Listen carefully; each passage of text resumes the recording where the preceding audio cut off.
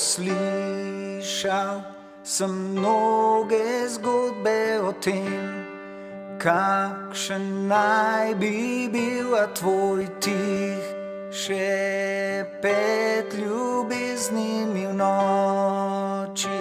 Je govoril, praviš, da si me vesel in da si vedno z menoj.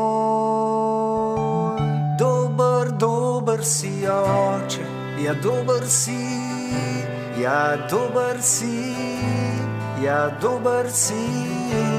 In ti ljubiš me, ja ljubiš me, ja ljubiš me, ja ljubiš me.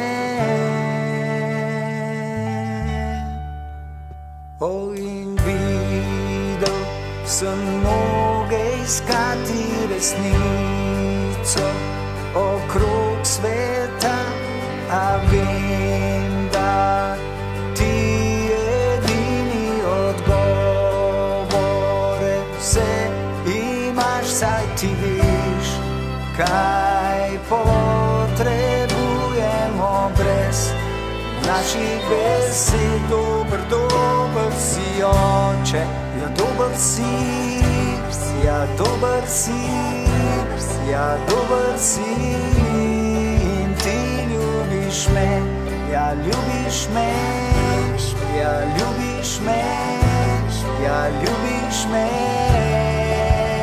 Ker popolne so tvoje poti, ker popolne so tvoje poti, ker popolne so tvoje poti za nas. Ker popolne so tvoje poti, ker popolne so tvoje poti, ker popolne so tvoje poti za nas. Te ljubezni ni moč zanikati, opisati se ne da. Mir nerazložljiv je, presega vsak razum, ko še globlje vabiš me, ko še globlje vabiš me, ko še globlje vabiš me v svoj ljubič objem. Dober si, oče, ja dober si, ja dober si, ja dober si. In ti ljubiš me, ja ljubiš me, ja ljubiš me, ja ljubiš me. Dober si, oče, ja dober si, ja dober si, ja dober si.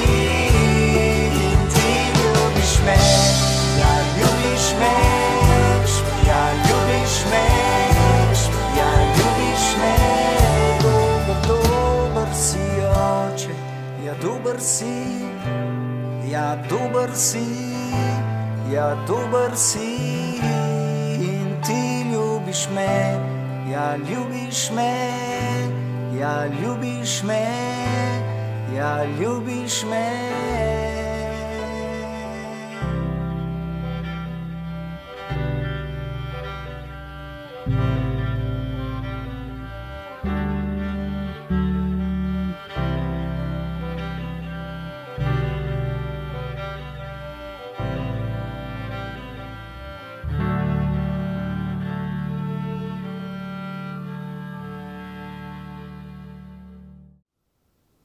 Včasih je kar nerazumljivo, kako radi imamo nekatere simbole, ki ponazarjajo smrt, zlo, uničenje. Ne želimo si smrti, zla, sovraštva, pa ga vendar velikokrat podzavestno ali celo zavestno reklamiramo, razširjamo, oznanjamo.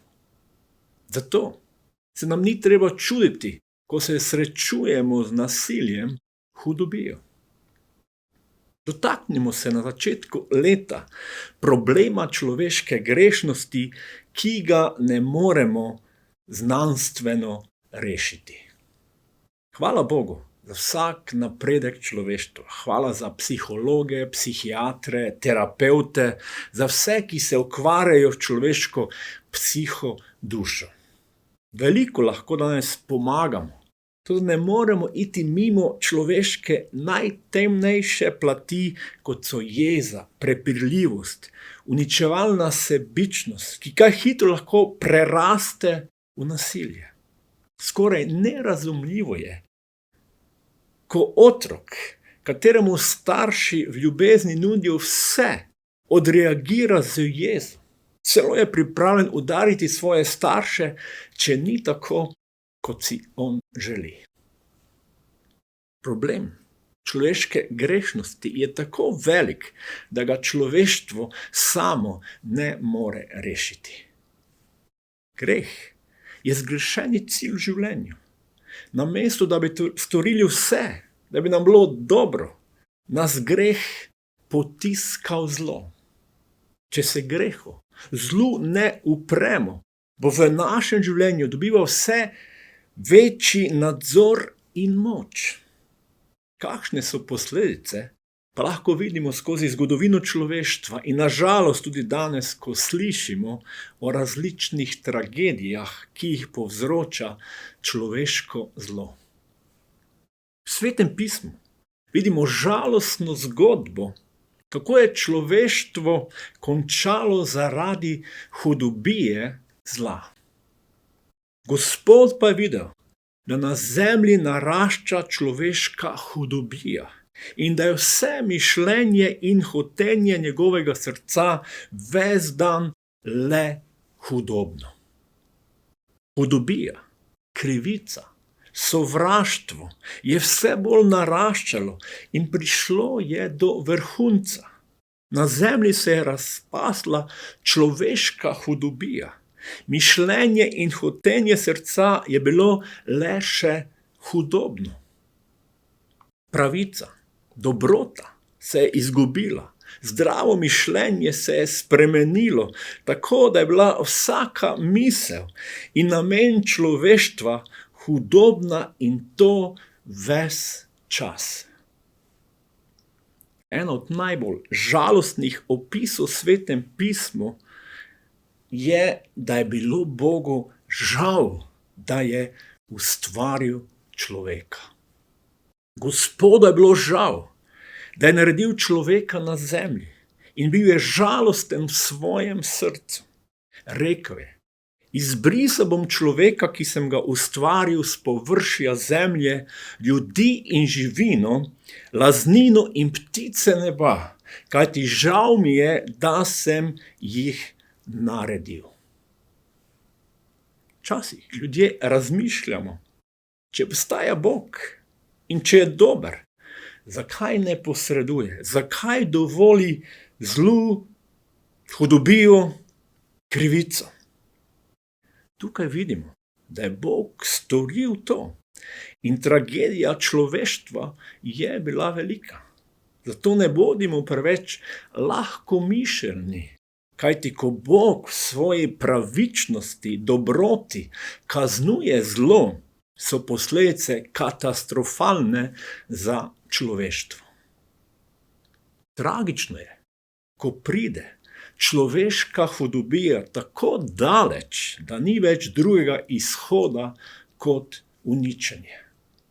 Na začetku Svetega pisma beremo, da je Bog ustvaril človeka po svoji podobi. To ne pomeni, da smo Bogu podobni v fizičnem smislu. Sveto pismo pravi, da je Bog duhovno bitje. Bog nima telesa. Ker je duhovno bitje, je tudi vsakemu izmed nas dal duha. Smo torej kot Bog, ustvarjeni po njegovi podobi, saj imamo duhovno bistvo, kot ga ima Bog. Zaradi duha se ljudje razlikujemo od katerekoli druge oblike življenja. Imamo edinstvene sposobnosti, ki jih ne premore nobeno drugo živo bitje.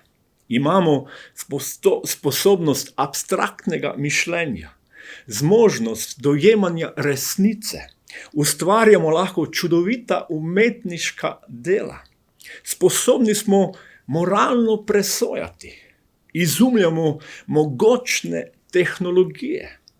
Ljudje smo skratka oziroma drugačni, saj imamo duha, ki omogoča, da smo ustvarjalni. Bog kot duhovno bitje je ustvarjalen, daje življenje, je ljubeč, pravičen in ljubi resnico. Ker pa se človeštvo obrnilo stran od Boga in šlo svojo pot, smo ljudje kot duhovna bitja pogosto neljubeča, krivična in neiskrena. Ko se tako vedemo, kvarimo duha v naši notranjosti. Če ne dovolimo, da nas Bog spreminja, nas bo oblikovala neiskrenost, krivica, in bolj se to v našem življenju nadaljuje, bolj postajamo sebični, sovražni, hudobni in zlo začne prevladovati v človeški družbi. Toda ljubeči Bog, naš stvarnik, ni obupal nad nami. V svoji milosti nas znova in znova kliče nazaj k njemu. Ne prisiljuje, ampak v ljubezni kliče, da se sami odločimo, ali se bomo vrnili. Preden je Bog uničil človeštvo z vesoljnim potopom, je Bog 40 let klical svoje ljudstvo preko Noeta nazaj k sebi. Bog še danes ni obupal nad nami.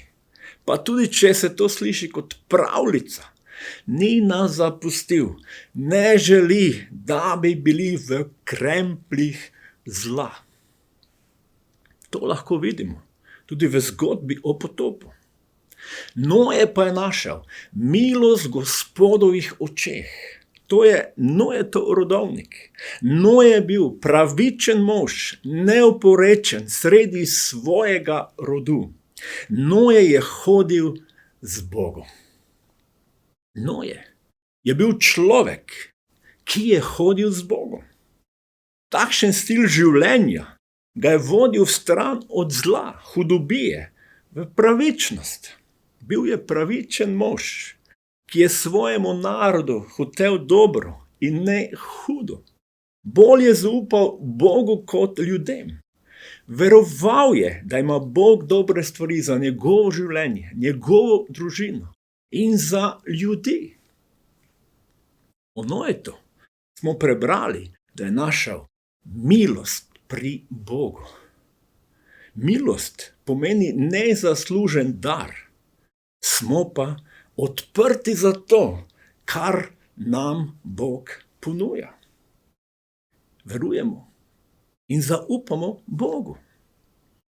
Po veri je bil Noe vpeljan stvari, ki še niso bile vidne, in v svetem strahu je naredil ladjo, da bi rešil svojo družino. Po veri je obsodil svet in postal dedič pravičnosti, ki je v skladu z vero.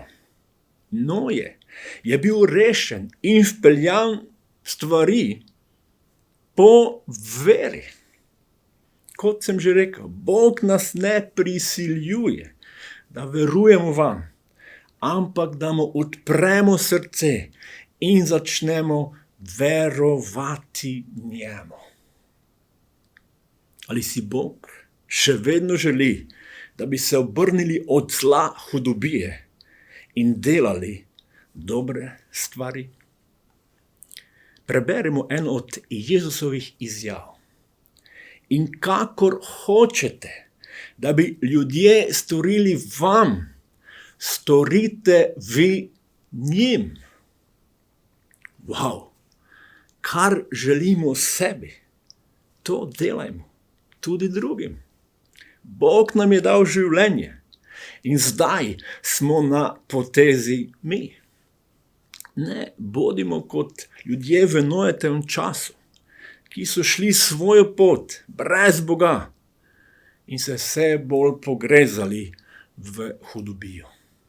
Bodimo kot Noje, ki je našel milost pri Bogu. Bog nam želi pomagati v naši grešnosti. Mi se ne zavedamo, ko storimo ljudem nekaj, kar ne bi želeli sebi, da v bistvu uničujemo tudi sebe. Kaj ti zapovedi? Ne prešuštvuj, ne ubijaj, ne kradi, ne poželi. Pa tudi vse druge zapovedi so obsežene v besedi. Ljubi svojega bližnjega kakor samega sebe. Ljubezen bližnjemu ne prizadeva hudega. Ljubezen je torej izpolnitev postave. Apostol Pavel tukaj govori iste stvari, kot jih je govoril Jezus. Ljubi svojega bližnjega kakor sebe. To je isto kot kar hočete, da bi ljudje storili vam, storite vi njim. In potem našteva, ne prešuštvuj, kar pomeni ne varaj svoje žene, moža. Vsaka prevara se ne konča dobro. Odpre mnoge človeške rane. Ne ubijaj, ne kradi. Mislim, da ni potrebno komentarja. Ne poželi. Ne živi v nezadovoljstvu, da vedno nekaj potrebuješ in nikoli ne najdeš notranjega zadovoljstva, miru, radosti v tem, kar imaš. Ljubezen bližnjemu ne prizadene hudega. Mnoge stvari smo zavozili in sami večkrat čutili moč greha, hudobije, ki nas je vodil v uničenje. Toda Bog je še vedno tu. Njegova milost je še vedno na razpolago. Mogoče si globoko zavozil v svojem življenju in ko pogledaš nazaj, vidiš samo podrtijo. Bog nam ponuja novo priložnost. Želi, da tokrat začnemo z njim. Da moče tokrat prvič na začetku tega novega leta začneš z Bogom. Ali pa mogoče ponovno z Bogom. Mogoče si nekje na tej poti doživel duhovni brodolom.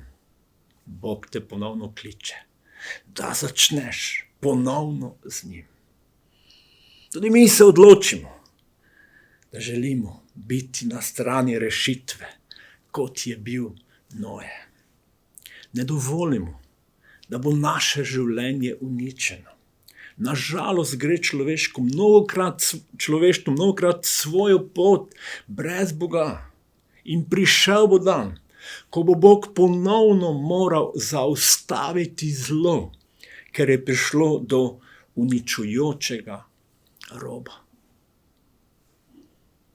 Pridimo v molitvi pred Boga in ga prosimo, vodi nas, pomagaj nam, daj nam moč, da premagujemo greh, da premagujemo zlo, kajti Bog, ti si nas ustvaril za dobro.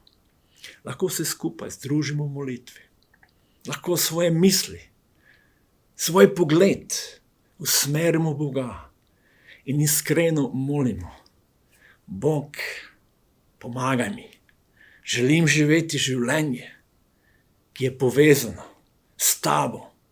Bog, želim hoditi s tabo, ti me vodi, daj mi moč, daj mi zmago nad hudobijo, nad zlim, nad vsem, kar bi uničevalo moje življenje in tudi življenje ljudi okrog nas.